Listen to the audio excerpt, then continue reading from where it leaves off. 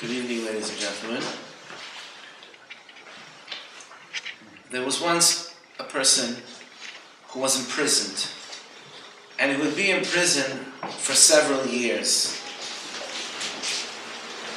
Of course, he was depressed. He's in the same cell, 4 walls, nothing to do. They give him food to eat. He eats, he sleeps, he gets up and looks at the 4 walls.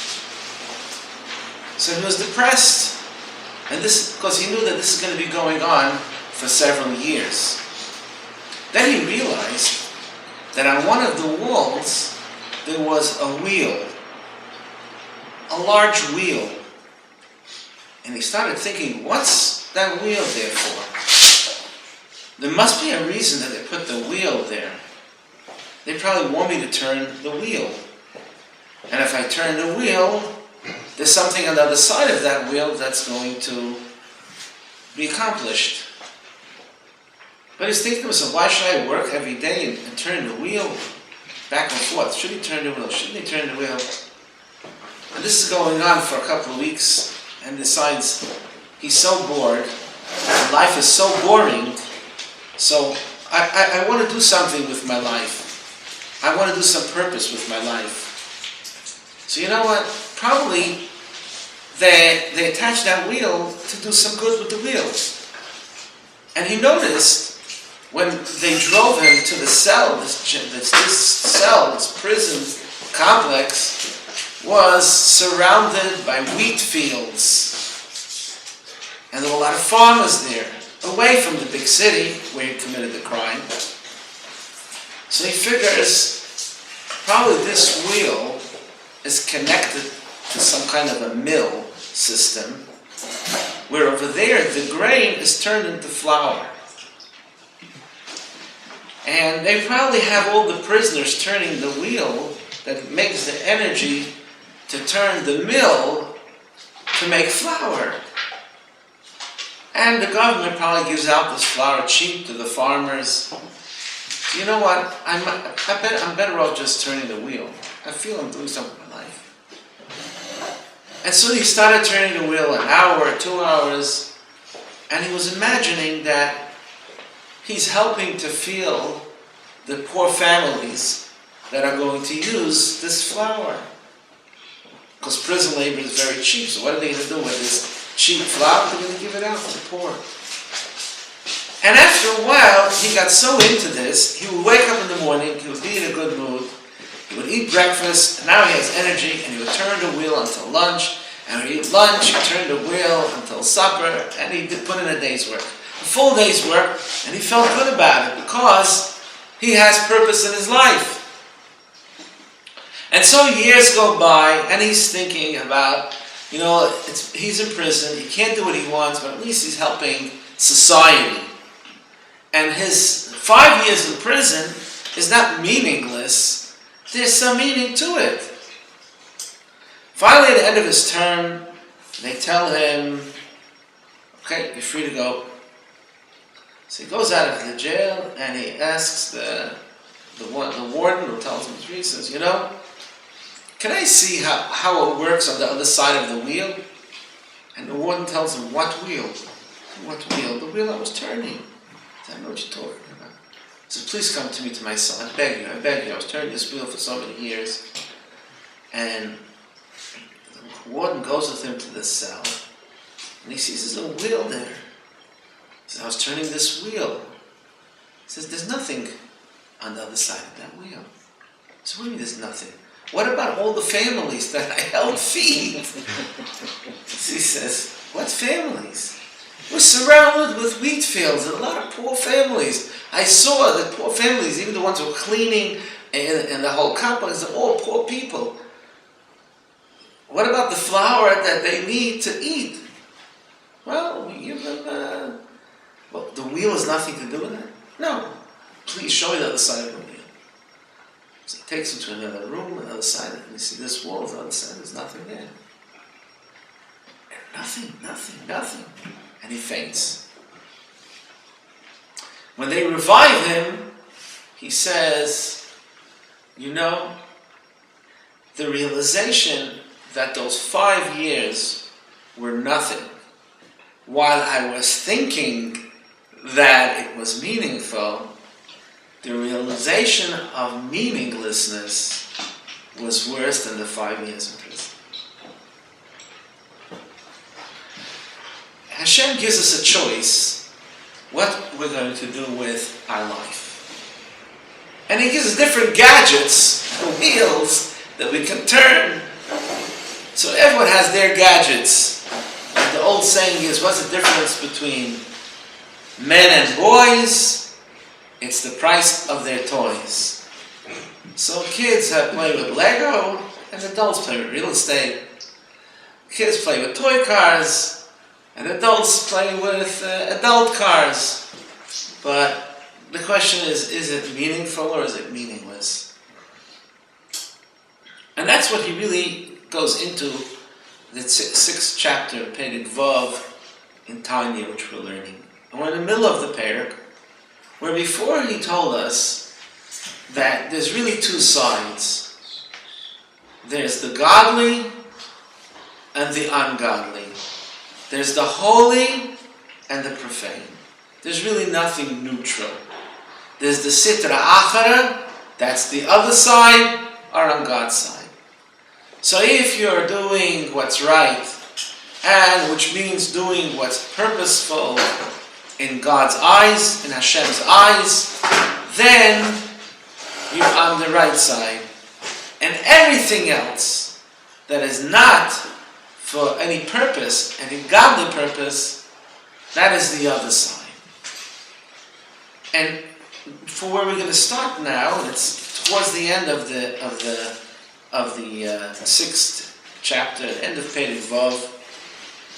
He tells us how are there 2, on the other side, there are 2 levels. On the other side, which Kabbalah calls the side of Klippa, Klippa meaning a shell or a peel, as opposed to what's inside. Inside is a fruit, which is good. The shell is not. In addition, the shell is just what you see. But what's inside is something else. So you don't really know what you're seeing until you know what's inside.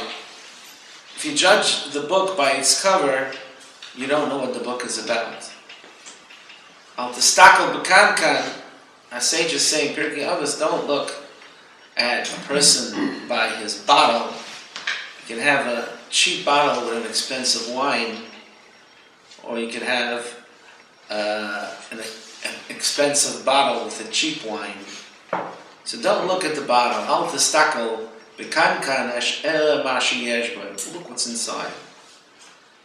But Hashem made life for us in a way that we should have free choice. And we have choices. Should you or shouldn't you? Should you look deeper into the outer shell of life and existence of the planet, or what's inside, and that's purpose. And that's what we have to find out. And if it's not, if it's godly, that's purpose, that's meaningful. If it's not godly,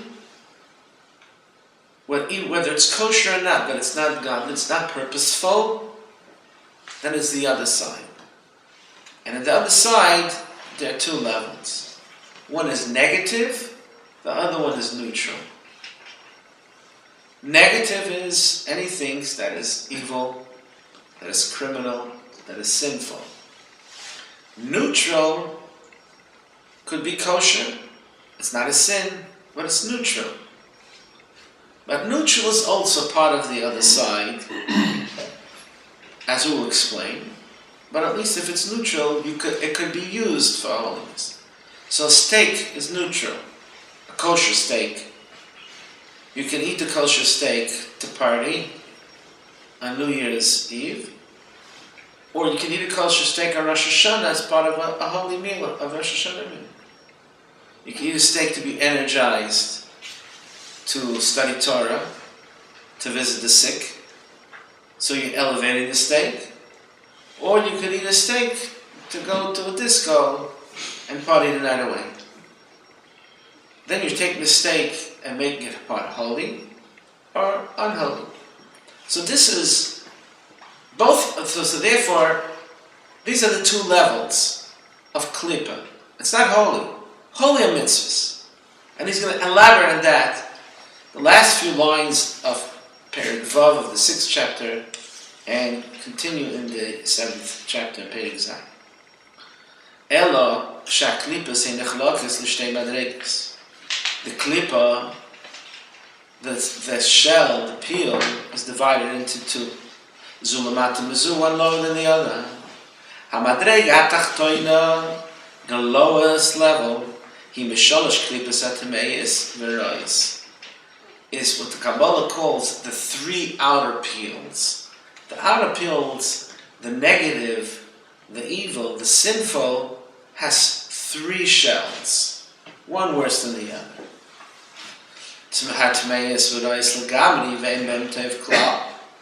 There's no good in them. Our relationship with evil is to negate it. Our relationship with sin is to negate it, to push it aside. It's there to test us if we're going to succumb to it, if by being tempted to it we're going to have a spiritual fall, or we're going to do what Hashem wants to do and reject it. Reject evil, reject negativity, reject sin. So these are what the Kabbalah calls the Gimel Knipis Hatmeis, the impure, three shells of impurity. V'nikru b'rekeves Yecheskel ruach sa'ara v'anan godol v'goymer.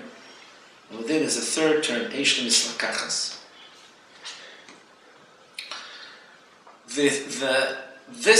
The Alter Rebbe tells us that this is part of the vision of Yecheskel, where there's three, we are portrayed in the imagery of the Navi, of the prophet, the image of a stormy wind, a heavy cloud, and flashing fire. It's important to stop over here and to analyze this.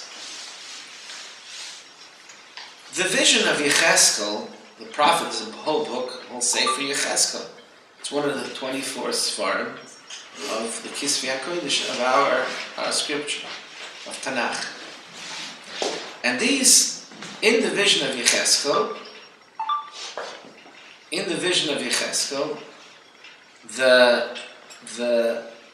the Navi sees the heavens. The heavens opened up, and he saw God, Hashem, Kaviyachol, the Shechina, and surrounded by the angels, and the whole structure, the whole heavenly structure. The heavenly structure which is Hashem, and everything, and all existence which come from Hashem. All of this was part of the vision of Yecheskel. Part of that vision were dark clouds and stormy winds. So to say, on the side, in addition to the holiness and the presence of the angels, which we say part of the davening, there's also an image of, on one part of it, that scene, dark clouds, stormy winds, fiery flashes, which is part of the other side. Now, why is it important for us to know that this is part of the vision of the heavens? Because you have to understand, evil also comes from Hashem. And Yetzer Hara and the evil inclination and temptation and sin are all the trash that we see in the world around us. That's certainly, that is clearly negative. We're not talking about neutral. That also has its source. So that up there, so that when the Navi Yecheskel saw what's going on up there, he saw, yes, that's where all the trouble comes from. Because the trouble is also part of Hashem's plan. Umehen nishpayis v'nimshachayis nafshes kol u'meis kol u'mesa'elam v'kim gufim. From there, the Gentiles, their souls and their body comes from.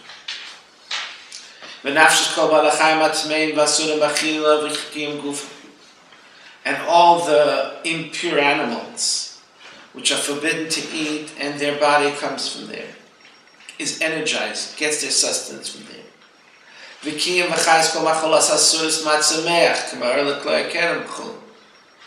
And all forbidden foods that grow.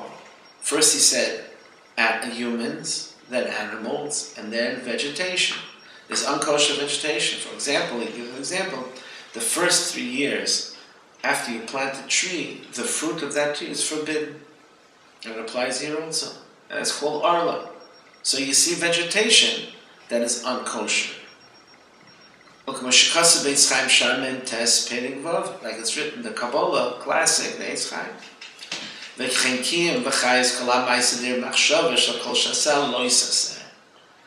included in this is any action, which includes thought, speech, and deed, which is in the list of sins. There are 365 forbidden things which the Torah says that this is, you're not allowed to do, that you're not allowed to steal, you're not allowed to covet the other person's house or his wife, you're not allowed to commit adultery, you're not allowed to desecrate the Shabbos. There's 365 forbidden things which says in the Torah. Van Fein, all the branches of these prohibitions, like it's also written in the Kabbalah of the Eitz Chaim. So all of that negativity comes from their source in heaven, the source of the other side, the source of sin and evil. And this is from the lowest level, from the level of the 3 impure klippas, the negative, because they're negative energy. This is also somehow connected, in some way connected with, we're talking to this week's Parsha, Parshas Achrei, as part of the Avodah on Yom Kippur. In the service of Yom Kippur, there was special offerings that were offered on the Mizbeach, on the altar, animal, a bull, a goat. There was one goat which wasn't sacrificed in the Beis HaMikdash. That goat, the Kohen Gadol would put his hands on that and ask for forgiveness for the sins of the Jewish people. And then that goat would be taken out of the Yerushalayim and thrown off a cliff. That's where the word scapegoat comes from. In English, we have a word scapegoat. Scapegoat is the goat that carries the sins and let him fall off the cliff. So if you want to blame something on someone, and that one should take the blame and he should take the fall, they borrow the term scapegoat. But it's taken from the Avodah of Yom Kippur in the Beis HaMikdash. So now, what is the significance of this? Torah says it's So'er Lazazel. It's a goat for the place called Lazazel. In modern Hebrew, they borrowed that term. We want to say go to somewhere, Hell, they say go to Azazel, because that's the bottom of the pit.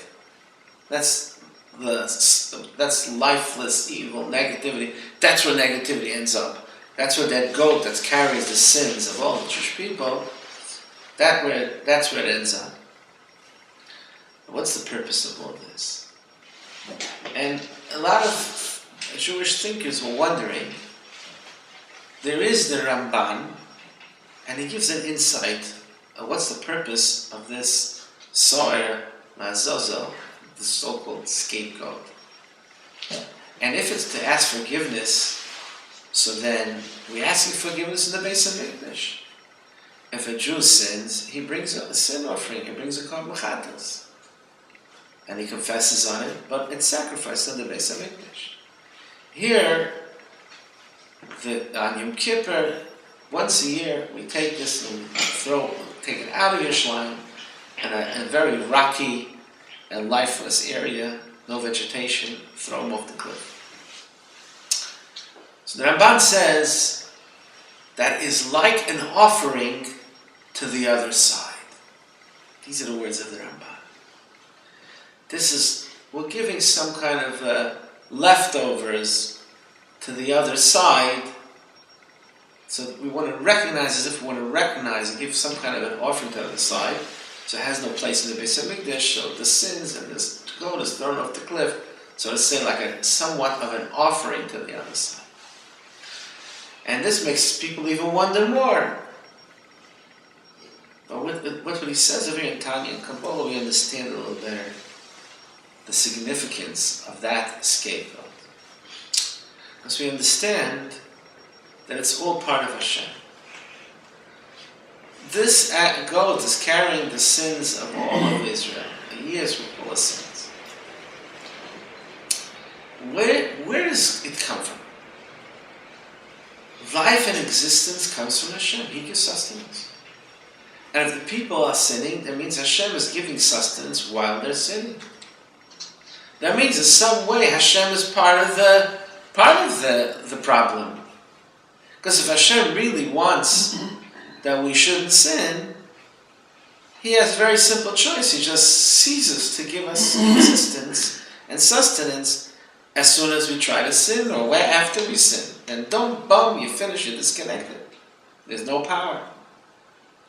The fact that we do exist is because the Kabbalah tells us that Hashem does give us sustenance when we sin. So what's the pshat? How does that work? That's because it's part of Hashem's plan. Hashem wants us to have free choice. So He made a whole structure.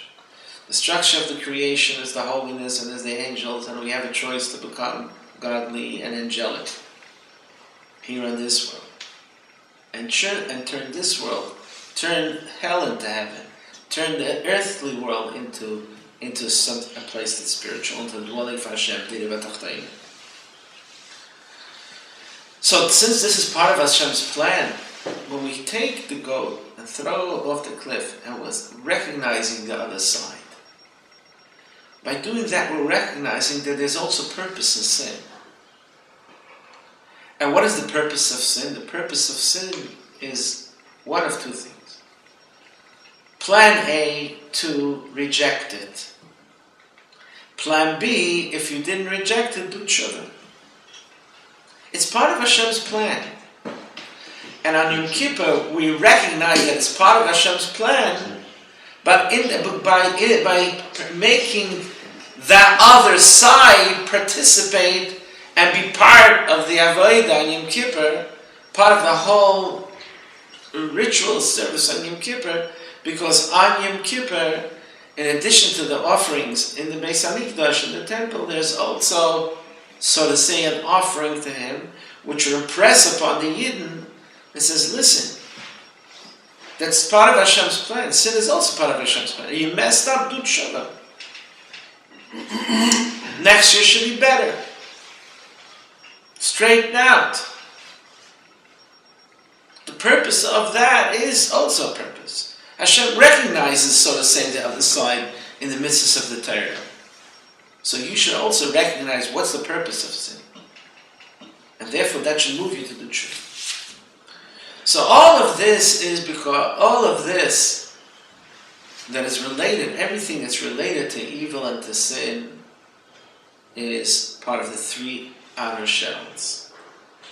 And they're the thickest. That unquestionably should be rejected.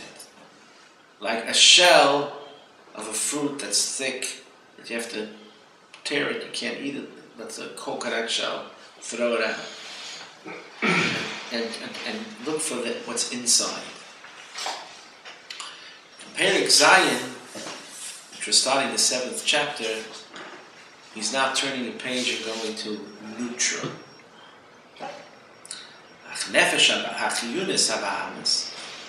But the animal soul should be Yisrael by the Jew, klipa, that also is for klipa. Sin is negative. But now he's going to get to neutral. And he's going to get to what is the list of what is neutral? So it's the animal soul. That's in the blood. It gives us sustenance, the warmth that's in the blood, the circulation, what it moves it. It's not some kind of a battery energy. What moves it is a soul, but it's an animal soul because it has instincts of the body. It sustains the body. So therefore, it's not holy, it's not godly. The godly soul, nefesh elikis, is godly. The animal soul feels physical, so it wants the pleasures of the flesh, enjoys food, and enjoys physical pleasures. So therefore it's klipa. It's also considered a shell. And we'll soon elaborate on this. V'nafshes behemoths v'chayes v'oifes v'dagim toidim v'taram b'achila. Also, the spirit that sustains kosher animals, the birds, the fish.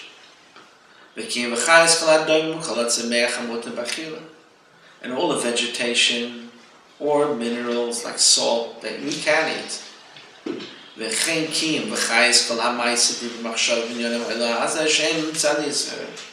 And anything physical, it's neutral. It's not a mitzvah and it's not a sin.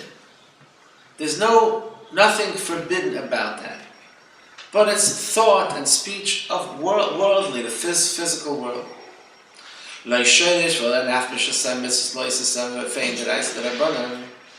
it's not rooted or connected in any way to sin, to 365 sins, or their branches that are forbidden in the Torah or in the Talmud. So what's the problem? But he's not enjoying these physical pleasures for the sake of heaven. He's enjoying this for his physical pleasures, for his desires, his lusts. It's the lust of the body, which is energized by the animal soul. That's why it's like an animal. An animal feels pain and pleasure, and that's what it's drawn to. And from the vision and the perception of our bodies are like animals. We enjoy physical pleasures. So someone who's into that, he's not into serving Hashem with his body.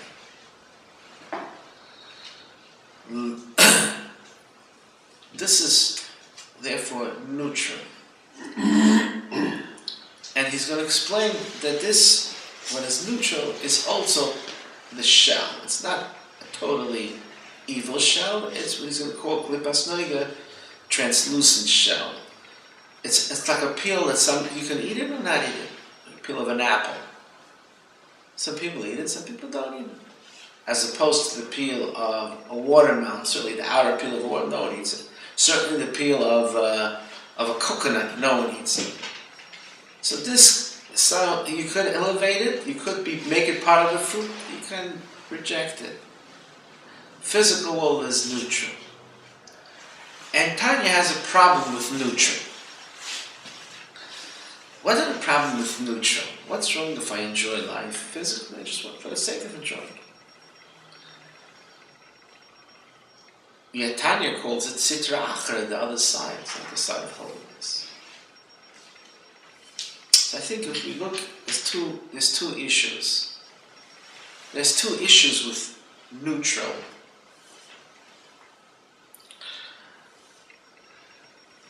Neutral is self-serving. If someone is neutral, right? Like during World War II, the Swiss were neutral. They said, we're neutral. So Germans didn't attack them. Hitler didn't attack the Swiss because he was neutral. There's a war against evil. You shouldn't be neutral when there's a war against evil. Right? So if you're neutral when there's a war against evil, you're part of the problem. instead of being part of the solution. I'm just using that as an illustration, although this is different, as, neutral is not necessarily neutral. Now here we're not talking about World War II. We're talking about enjoying physical pleasures. And we're saying physical pleasures which are kosher. It's kosher physical pleasures. It's a kosher restaurant, kosher meat, kosher wife, everything's kosher. It's still the other side. Why? Because it's not l'shem shamayim. It's not for serving Hashem. So number one, it's self-serving and ignoring divine reality. The reality is that the whole world is Hashem's world. The reality is that Hashem permeates existence, and He's in everything and everywhere. And therefore me and my sense of taste and the steak that's in front of me, it's really Hashem's. It's Hashem's world, it's Hashem's sensation. It's part of Hashem's expression of His godliness. So I'm taking that steak and my taste for myself, instead of recognizing the reality that it's all Hashem's world and existence. The whole existence is part of Hashem's reality. And that's why the Kabbalah, Kabbalah has a problem with anything that's not holy, even if it's kosher.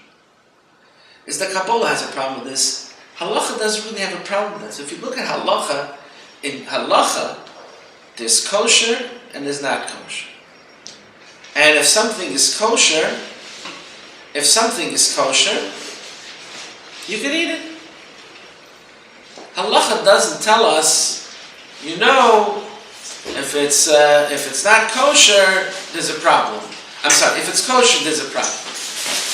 Halacha would say, yes, a person should try to be holy, but doesn't include kosher in the same category as not kosher. Halacha, there's kosher and there's not kosher. If it's kosher, even if you're eating it to fulfill your lust and your desires, it's kosher. Yes, halacha also speaks about doing it l'shem shamayim.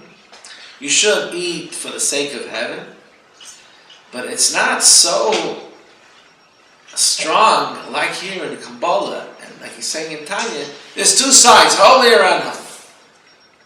And the reason for this is because the Kabbalah emphasizes the oneness, the Achdus Hashem, the oneness of Hashem, that it permeates the whole existence.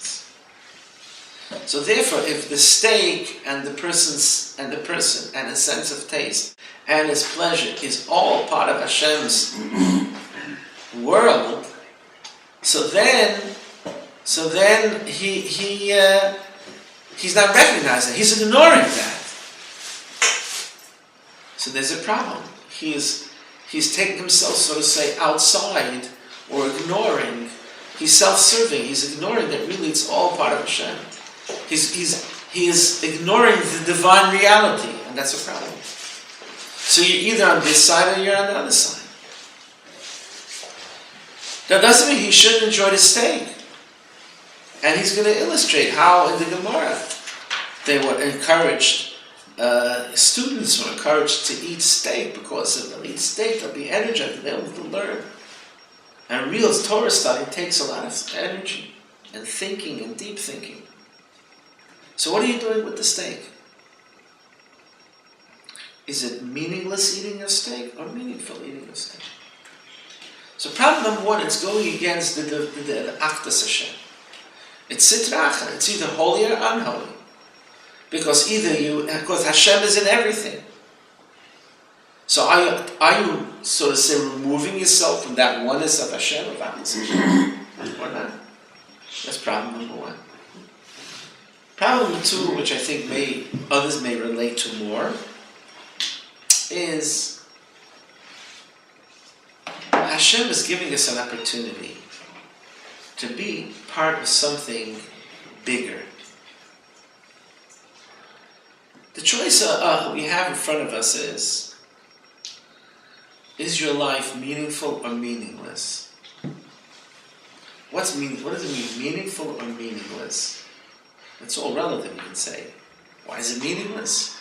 I'm making money, I'm making myself happy, I'm enjoying life, so why is that meaningless? And of course that's right. Why is it meaningless? It's not meaningless. It's not part of Hashem. But think of it this way. Hashem gives us opportunity to be part of something bigger.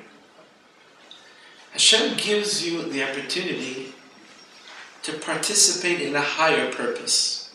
In something that's way beyond the enjoyment of money and pleasure. So you have an opportunity to become a partner with Hashem and making this world a better place. And taking steak and turning it into mitzvah. Taking a beautiful enjoying of pleasure and make it into l'shem shamayim and make it into something holy and therefore elevating this physical world and all the pleasures of the world, which Hashem programmed the physical body to feel the senses of taste, of all pleasures. Not to negate it. That's the Baal Shem Tov. The Shem Tov said we shouldn't fast. We shouldn't seclude ourselves. We should be part of the world. But elevate the world. And when you elevate the world, we're fulfilling the purpose of creation. And therefore, when you eat meat, you're elevating meat. That's why the Kabbalists are very much against the whole idea of vegetarianism. Because then you're not elevating the meat. You're elevating the meat by eating the meat. And that's why in the Beis HaMikdash, they brought animal sacrifices. Because the purpose was to elevate. Through that you were elevating the animal species. So you could be part of something of a higher purpose, and you're not. Not only are you not part of that higher purpose, but you can elevate the world around you and be a partner of Hashem for creation, and you're not doing that. It's like a lost opportunity. It's as if somebody lives his whole life without sight. Is it possible for a blind person to be happy? A person's born blind. Probably they're happy. He's hungry, you give him food, he asks him, what food do you like? Food.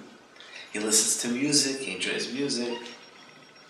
Does he miss sight? I doubt it, he doesn't know what it is. Right? And then there's this new surgery and he can see. He can see. So how much was his life enriched? Awesome. You can't compare. Was he alive? Yes. Did he enjoy life? Yes. Did he enjoy the physical pleasures of life? Yes. Was he happy? Of course. Ask a blind person what foods he likes, he'll tell you. What music he likes, he'll tell you. What sensations of pleasure he enjoys, he'll tell you. But he doesn't have sight. So we who have vision, we look at a blind person and we say, poor man, he doesn't even know what he's missing. Same thing a deaf person. I always wondered, someone who's born deaf, how he looks at people dancing in a wedding hall. Everyone jumping up and down. Right? And then suddenly the music becomes slow and everyone comes down. I would love to jump with everybody. And maybe he does. I don't know what a deaf person does when everyone's jumping. Everyone's jumping. But everyone has a reason to jump. Because this is music and they're happy. And there's a chassan and a kala. And there's a simcha. And everyone's celebrating and happy for this young couple that got married. And the music is blasting. And everyone's sweating. And dancing. And jumping. And it's great. Right? So what's going on? What's going on is that he has music. So is the guy happy? He doesn't understand certain things. He doesn't get it. So we can explain to him, with that sign language or with whatever. But what's going on? He says, but I don't understand it because he doesn't know what music is. So the same thing is, Hashem is giving us opportunity to be part of a higher purpose. Someone said, no, I don't want vision. I don't want to hear. I don't want to have sense of hearing. Hashem programmed us to be part of this higher purpose. The person says, no, I don't want it. I'm a Jew, but I don't want it. The problem is a Jew was programmed with the vision and the hearing of that higher purpose. And if you're ignoring that higher purpose, it's like taking away one of your senses. There's, so to say, the Jewish sense. It's a sixth sense. And therefore, ultimately, the inner happiness of a Jew is by being part of Torah and mitzvahs. And without Torah and mitzvahs, he's going to feel that emptiness. That he should feel something more, and it's not a part of his life. Because the neshama is programmed with that sense. And lack of experiencing that is going to affect it. So therefore, neutral, klipas noiga, someone who is the neutral, so these are the two problems. Number one, he is ignoring or even denying the divine reality that he's part of everything. And number two, it's really tragic that it's a lost opportunity for him to be part of something more than his own self-serving enjoyment of money and pleasure. So therefore, all of these things that may be kosher, but not using them for the sake of heaven,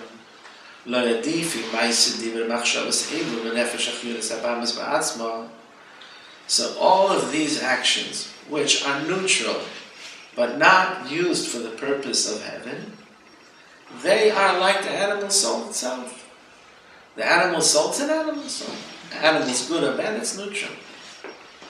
So all of the deeds and thoughts and speech that is neutral is not coming from the side of holiness, it's the other side.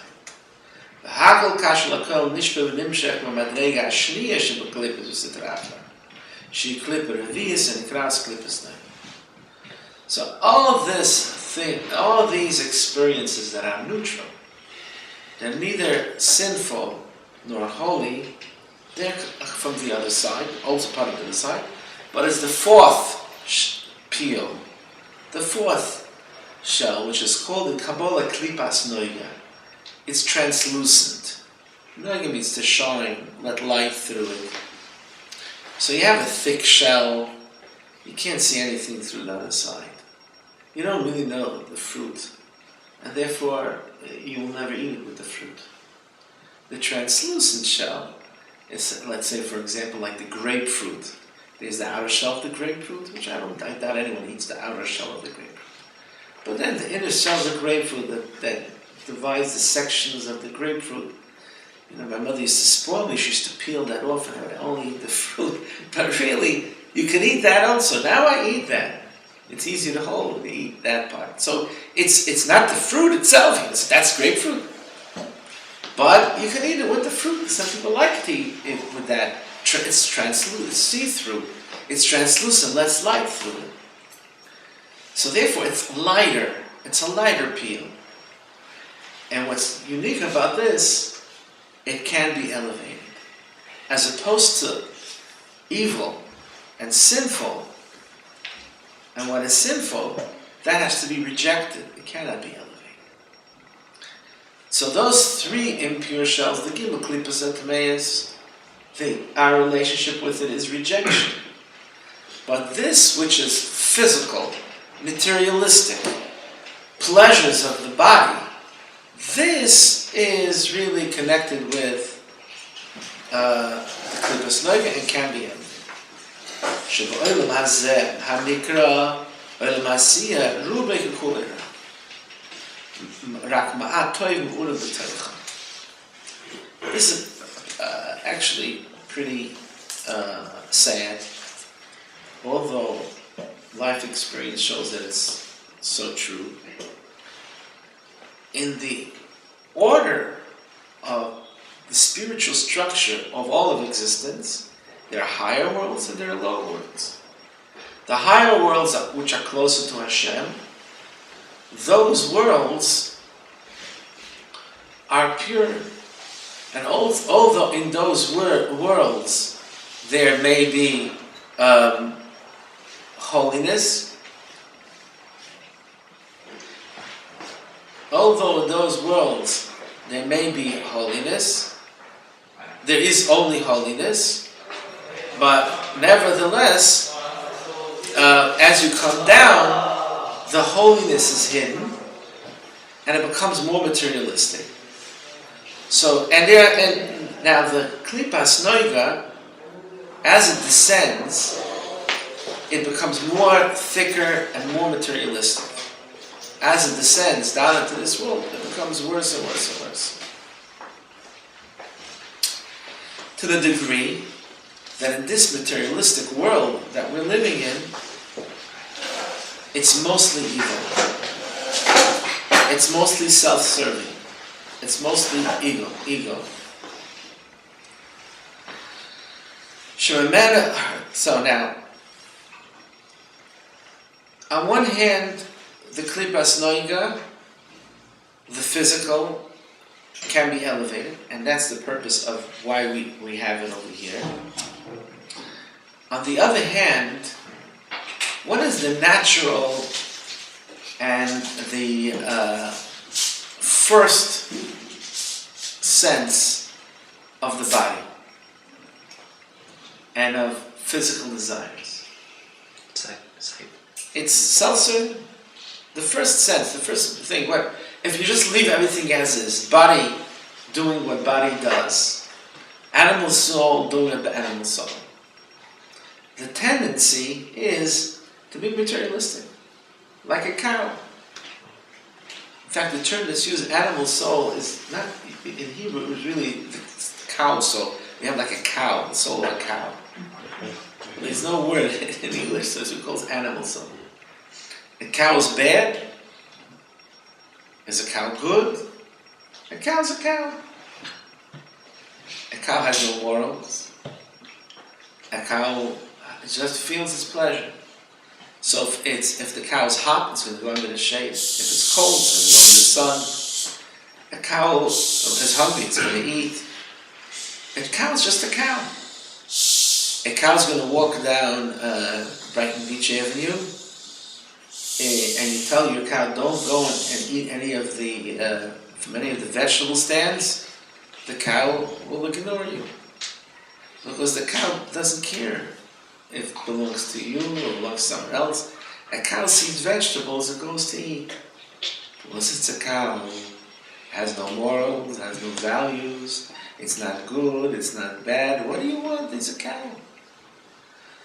So the first tendency of our body is self-serving. And that's why most of the world is selfish. Most of the people are selfish. And unless we're going to teach society to be guided by morality, the natural inclination of society, of people, is selfish and self-centeredness. And that's, of course, in this world, in terms of Kabbalah, it's mostly negative. It's rubai kukulira, that little good is mixed into it. So for example, in the first chapter we were taught that also some good character traits can come from in the animal soul.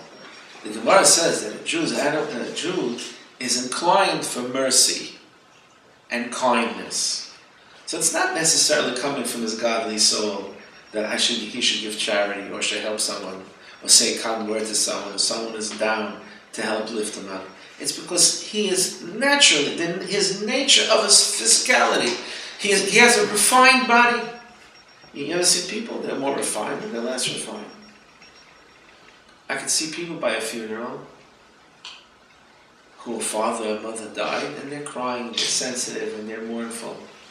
And I can see a family by a funeral that by they're burying their father, they're making jokes.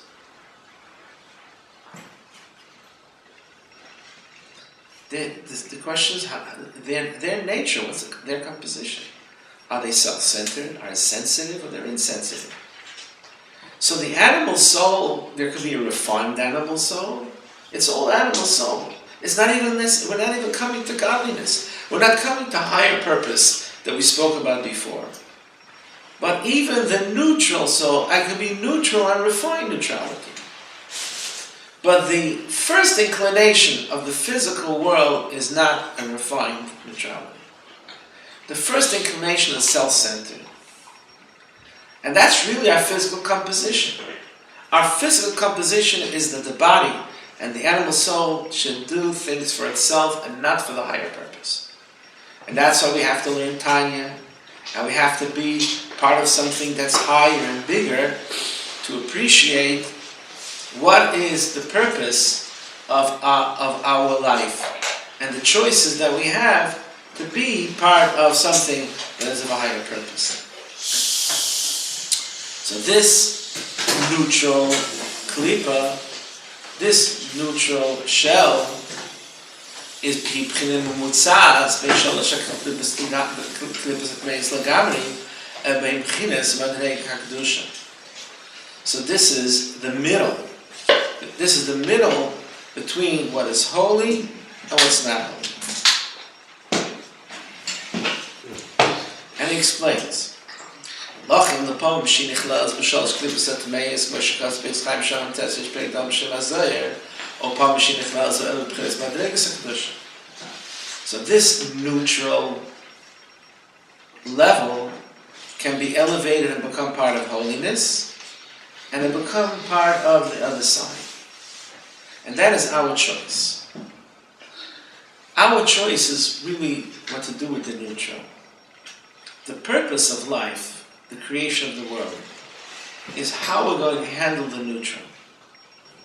Some people may still be struggling with sin. And that's one thing. It's one thing to struggle with sin, to reject sin. But really, what are you doing with the world? So something that's kosher pleasures, what are you doing with the kosher pleasures? So here is the issue and the choices we have. So we have to understand that it's the neutral shell. The Heilige Shatay Hamorabon is Barer Maharav Va'il. Here too he's hinting to a concept of Kabbalah. Everything has holy sparks. So take for example steak has holy sparks. But it's covered, it's concealed. And our first inclination to relate to the steak, to have enjoyed the pleasure of eating a steak. That is our first inclination. And Hashem programmed the steak that in the steak there's good taste and it's attractive for us to participate in enjoying the pleasure of good food. Not only that we should be sustained by it, but the pleasure of enjoying eating good food. Now what happens if we eat it for our own self-serving purpose? It's not part of a higher purpose, and therefore it's part of the other side. It's part of the unholy. Even though it's kosher, but it's part of the unholy. But if we eat the steak, like he's going to say, for example,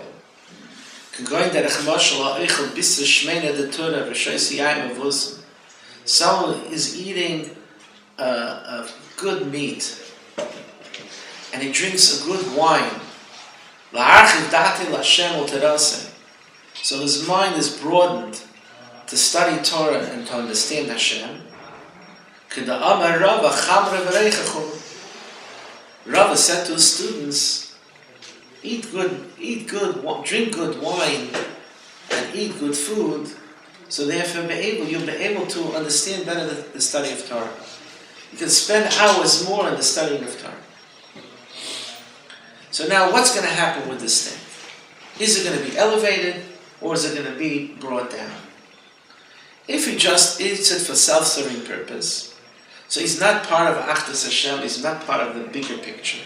He's not using the steak to make this a dwelling place for Hashem.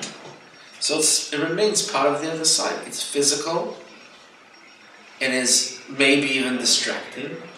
It's enhancing his desire for pleasures, and it's self-serving, even though it's kosher. But Hashem put their holy sparks, and if he will use that for the real purpose that Hashem created, the steak, then he takes the holy sparks out of it, and he uses that for the purpose of mitzvah.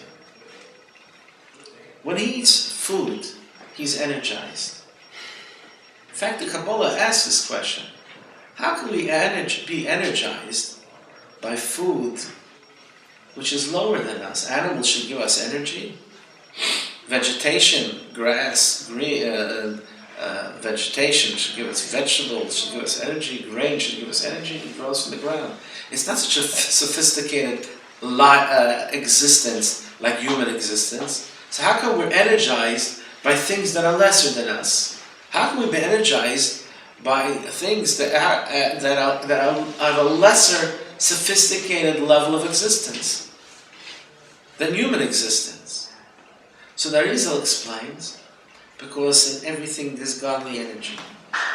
And the godly energy that's in grain, if we eat it and turn it into bread and to eat it, we are now energized not by grain and not by vegetables. And when we eat meat, we're not just energized by meat, by the flesh of an animal. We're energized by the godly spark that's in the animal. Lo ya'al lechem levad yichya ha'adam. The Arizal translates the verse that says, you don't live on bread alone, kiyum al dvar Hashem, but we live and exist by the word of Hashem. It's the word of Hashem that is in the bread. There's the godly energy that Hashem put into the bread when he gave existence to the bread. So now what are we doing with that godly energy? We was discussing before, what's so bad about eating kosher food just for your own pleasure? The godly energy that's in the food, you can take that godly energy, energize yourself to do a mitzvah.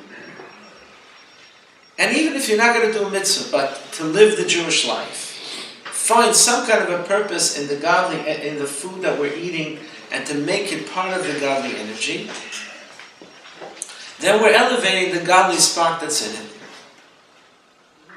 We're speaking before about what's the problem with neutral. What's the problem with food that is kosher, but it's not for God? And one of the things we spoke about is that is denying the divine reality that the whole existence is really Hashem. And here's an example that illustrates that. The existence of all the food and all the pleasures that we have, the objects themselves, and the spirit and the experience of eating it, the sensation of pleasure that we have at eating it, that's all godly energy that's giving us this existence. And we have a choice. What are we doing with the godly energy that energizes me to enjoy recreation, pleasure of eating, and all the physical pleasures that we do? Where's the godly energy in the money that we make? So if we use that money to give tzedakah, or to live the Jewish life, and we have a mind that we are enjoying life, and we're eating the meat, so that we are energized, so we can daven, so we can run to do a mitzvah, so we can live the Jewish life. Therefore we do l'shem shamayim. We're elevating the godly energy that's in everything. And giving more examples. B'shvil k'dei l'kayim mitzvahs oinik Shabbos v'yom tov. Ozei nizbarach chayis habos v'ayayin she'en yishvu b'klipos noga v'lashem ka'oila k'korban. What was the ultimate experience in the Beis HaMikdash? You bring an offering to Hashem. So they would sacrifice an animal, and it would be offered to Hashem, or burn on a fire to Hashem. The ultimate was a korban oila, where the person would pay money to buy an animal or offering, and they would burn it in the fire for Hashem. When you eat, and for a purpose of a mitzvah, and you have in mind, this is energy that I'm getting from this food, is for you and for your purpose, and I'm part of it's to be the Jewish life, to live the Jewish life. It's like that whole energy is offered to Hashem. That energy that we're getting from the food that we eat, or the recreation that we have, or the joke that is made that makes me laugh. So now I'm in a good mood. So therefore I'm a good son, or I'm a good parent, or I can study Torah in a good mood. It's all elevated for Hashem.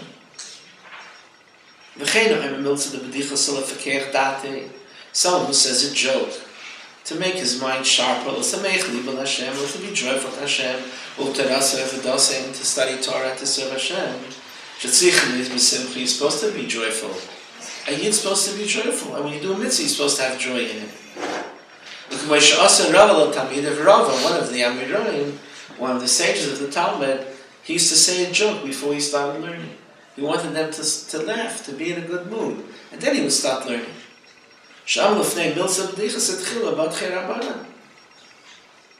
So, you want recreation?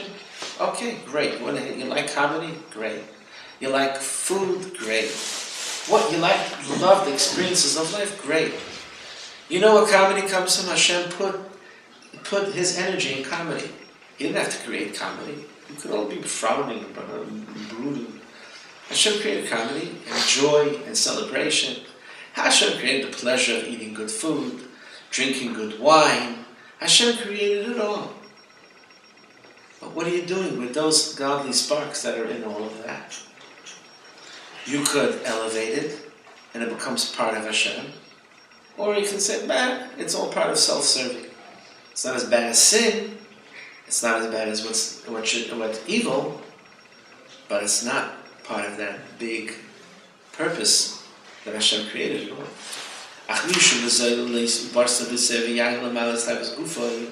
Someone who is eating meat and drinking wine just to fulfill the pleasures of his body.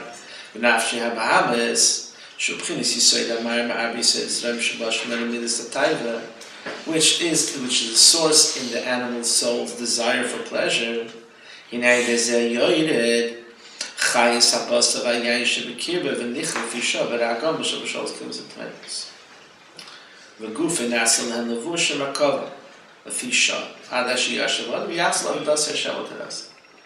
So during the time when he uses it for that lower purpose, he brings it down until he comes back to studying Torah. So this is the choice that we have. The choice that we have is, what are we doing with our time? What are we doing with our body? So this is what the 7th chapter so far we've been learning over here is. It's about how the Hasidic, Kabbalistic view is towards the neutral, towards physical pleasures, towards kosher physical pleasures. The end of the previous chapter speaks about negativity, evil, sin. And now he's talking about what's neutral. And that neutral true, and here's the real choice. Neutral can be elevated and made holy, or neutral can be brought down and bring us down. And this is the choices we have, and we have to make the right choices. Have a good